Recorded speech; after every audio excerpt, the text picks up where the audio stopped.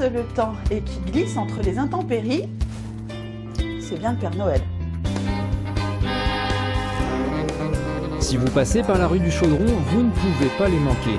Ici, un culte païen est voué au Père Noël. Tout a été vu en grand et en nombre pour honorer le bonhomme en rouge. Hansen compense ainsi la frugalité des Noëls de son enfance. C'était surtout des oranges, une boîte, chocolat, enfin voilà. Bénéficie de conditions techniques plus rustiques, pas de rennes ni de traîneaux pour nous. On fête Noël avec tous les gens qui viennent nous voir pendant un mois. Voilà, on essaie de leur donner du plaisir autant qu'on peut. Donc c'est Noël avant Noël et Noël voilà, après Noël ça. Aussi. C'est ça. Et c'est pas possible normalement. Non, mais c'est quand même plus intense pendant cette période-là quand même. Tellement intense que le Père Noël, le vrai, en personne, s'invite chez Hansen et Gretel. Alors la chambre du Père Noël, c'est déjà son lit. Il y a son lit, il y a les coussins, il y a des objets, il y a tout ce qui permet de décorer les sapins. Ouais, c'est rester dans les traditions, dans les couleurs de Noël. Voilà. Apporter du plaisir, enfin c'est ce que je ressens en partant. Merci, donc voilà.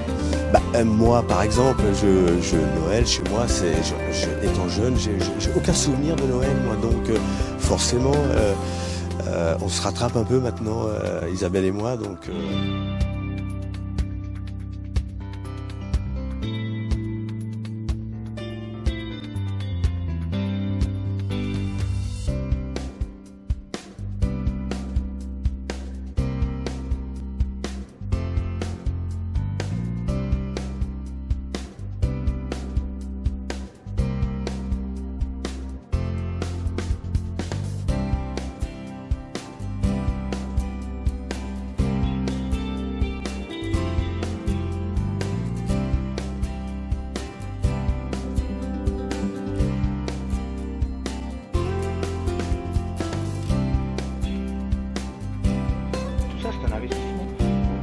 Déjà pour faire plaisir, le tourisme, on se passe des joies, on a mis des petits bonhommes de neige, des trucs un peu qui sortent de l'ordinaire, mais dans tous les cas, c'est aux gens, on laisse toujours les gens découvrir et s'imaginer une petite histoire. Une histoire que chaque commerçant s'efforce de renouveler chaque année.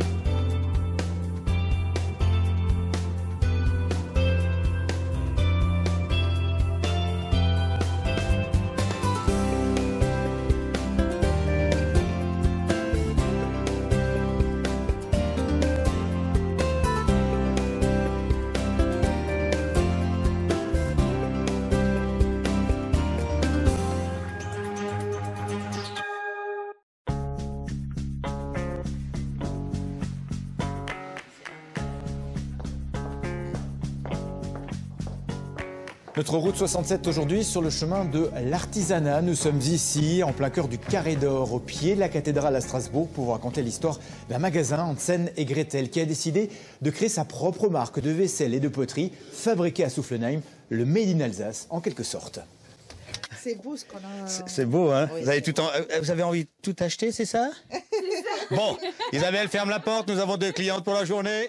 Il est un personnage bien connu dans le quartier. Et c'est ici que l'histoire a commencé, que dans ce petit magasin, une nouvelle vie a débuté pour les occupants des lieux. Hassan et Isabelle. Lui était chauffeur-livreur, elle commerciale. Mais il y a 8 ans, ils ont changé de vie pour devenir Hansen et Gretel. On a un ami qui est curé, c'est assez marrant. Et cette personne a trouvé Hansen et Gretel un soir. Nous a envoyé un texto. Tiens, moi je vous vois bien, Hansen et Gretel. Donc, et Isabelle disait oui, c'est pas mal, mais je pense qu'il manque quelque chose, il faudrait rajouter. Et puis, finalement, la maison de Hansen et Gretel. Et c'est comme ça que c'est parti. Spécialisé dans la décoration d'intérieur, notamment pour les fêtes de fin d'année, quand ce magasin se transforme en maison du Père Noël. Les 2 artisans ont décidé de lancer leur propre marque de poterie et de vaisselle. Et dans leur logique du Made in Alsace, ils ont démarché les potiers de la région avant de trouver le bon. On est allé voir pas mal de potiers à Soufflenheim notamment, et pour la plupart, c'était assez difficile à peindre sur leur poterie. Alors, c'est une rencontre qui va changer le destin d'Hansen et Gretel, et créer dans le même temps de l'activité pour un autre artisan alsacien, la poterie Beck. C'est ici, à Soufflenheim, qu'ils font fabriquer leurs plats, terrines et vaisselle. Le moule que vous voyez là, on va l'utiliser, on va presser jusqu'à ce qu'il casse. C'est-à-dire on peut fabriquer des fois 5000 pièces, des fois que 2000 pièces. Une fois que ce moule en plâtre est fissuré, ben on l'enlève, on le casse et on recoule un autre moule dedans. Des plats qui sont ensuite personnalisés à la demande de ces deux clients en reproduisant le dessin, un vrai travail d'artiste. Donc là, c'est la version un peu plus simplifiée avec le bras qui part à l'arrière. Isabelle est venue avec les dessins d'origine. Puis après, nous, on essaie de voir ce qu'on peut faire, enfin ce qui est possible de faire aussi à notre niveau. Vu que tout est fait à la main, c'est toujours un peu compliqué. Après, on ne peut pas faire des chromos, ça ne peut pas être exactement le dessin d'origine, mais on s'en rapproche plus ou moins. On aime bien toujours faire des nouvelles choses et puis bon, les personnages sont chouettes, sont sympas, ils sont amusants, ils sont beaux. Les couleurs que vous voyez là, eh ben, elles apparaîtront, les couleurs réelles, une fois que c'est cuit. Voilà. Hansel et Gretel, les deux personnages, vont ainsi prendre vie dans ces ateliers après des heures de travail. Quelques centaines de pièces vont sortir des moules, une fabrication régionale voulue par le client, loin du Made in China, qui fait tant de mal à ce secteur en crise. C'est ce qui nous permet de tenir, parce qu'actuellement, c'est vrai que la crise, elle est partout, on le ressent aussi. Et c'est grâce, effectivement, aux différents décors que vous avez pu voir dans le magasin, des choses qui sortent de l'ordinaire, on arrive à survivre grâce à ça. Une relation directe entre artisans de la même région afin de promouvoir le Made in Alsace, même sous les assiettes.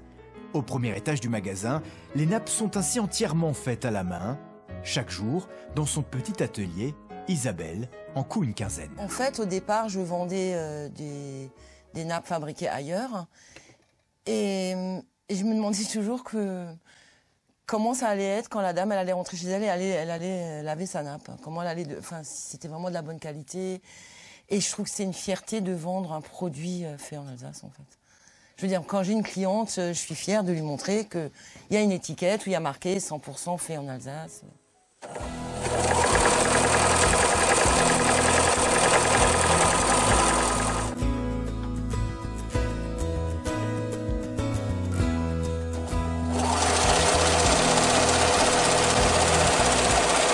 Produisant localement, ils ont fait le pari du savoir-faire alsacien, au détriment sans doute d'une meilleure rentabilité financière. Mais l'essentiel est ailleurs pour Hansel et Gretel.